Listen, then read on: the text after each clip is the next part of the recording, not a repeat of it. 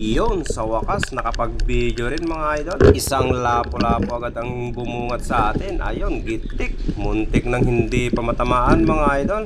Grabe, bihira tayo nakapag-video ngayon dahil pinapasukan yung ating waterproof case.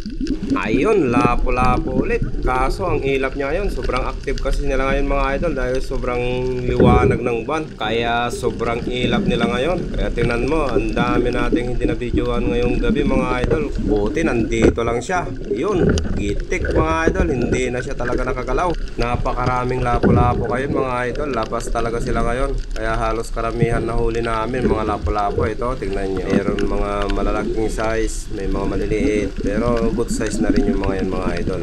Eto, may danggit tayong nakita. Danggit ba to kung tawagin sa amin mga idol? Dinadakma ko na lang yung mga yan kasi medyo maliliit ang size. At saka hindi na masyadong lumalaki yung mga idol. Kaya hindi ko na pinapana yan. Eto, lapo-lapo ulit. Ang ganda ng tago pero hindi natin papakawalan yan mga idol. Kaya ito, tirahin natin. Yun, gitik din ulit mga idol. Labas talaga yung mga lapo-lapo ngayon.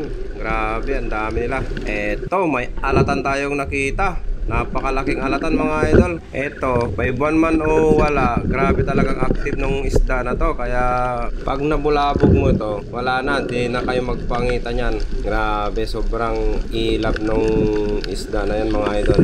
Eto, may ilak tayong nakita dito. Papalabasin muna natin bago natin tirahin. Yun, gitik.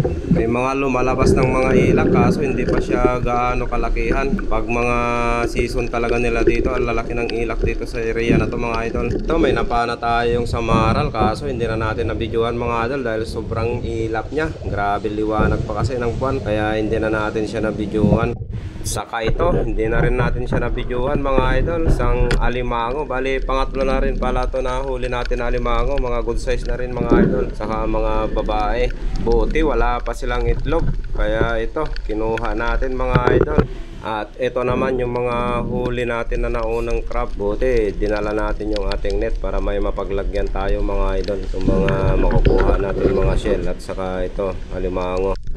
Pag-abante natin dito mga idol, isa na naman napakailat na ilak. Kaya ito, grabing habol natin dito. Bihira kasi yung mga ilak na nakuha natin. Kaya hindi na natin ito pinakawalan mga idol. At dito naman ako pinahirapan ng huli nating nakuha na alimango. Grabe, sumiksik talaga siya sa butas. Ayaw niyang lumabas. Kaya ito, pinagtiyagaan natin. Ayaw ko kasing panahin to mga idol. Kasi gusto ko, pag nakukuha ko tong mga to ay buhay. Para mas masarap kasi pagka buhay. At saka parang nawawala yung laman niya pagka may damage na siya. Kaya mas okay pagka buhay siya na niluto. Kaya ito, medyo natagalan tayo sa pagkuha sa alimango na to mga idol. Kaya gusto ko talaga siyang palabasin para mas maganda siya kunin pagka nasa labas. Aba, mahirap kunin yan. Pagka sa loob mo kukunin yan, baka hindi lang aray ang maisisigaw mo pag maipit ka. Ay nako. Kaya ito, pinipilit talaga natin siyang lumabas mga idol. Yun, lumabas din siya mga idol. Ito, pipilitin na natin ito. Ito, dadakutin na natin mga idol dahil medyo maluwang na kung saan siya nakapwesto. Mas madali na siyang kunin pagka ganyan mga idol.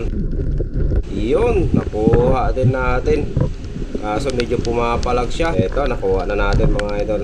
Nako, thank you Lord. Pang-apat na to mga idol nakuha. Yung pang-lima natin hindi na natin nakuha dahil sobrang lalim. Eto, good size na siya mga idol at babae. Buti wala rin siyang itlog. Kaya ito, ilagay na sa lagayan yan at naghihintay yung mga kasama. Napakaswerte natin sa alimango ngayon at nakakuha tayo ng 4 na piraso. Eto pala yung unang dive natin mga idol.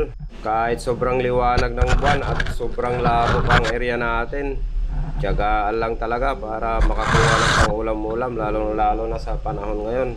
Grabe, sobrang labo pa yung area natin mga idol. At ito naman yung huli ng ating kasama mga idol, si Kapaldo mga idol. Kaya laging pumapaldo to, laging puno ang cooler. Grabe, ito yung cooler na naman niya ngayon no? Puno na naman si Kapaldo. Ito, may isang alimango din.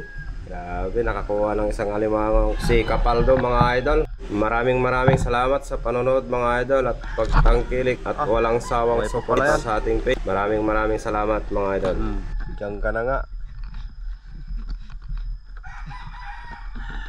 Wait lang pala. Ilang beses ko palang nabanggit yung mga idol.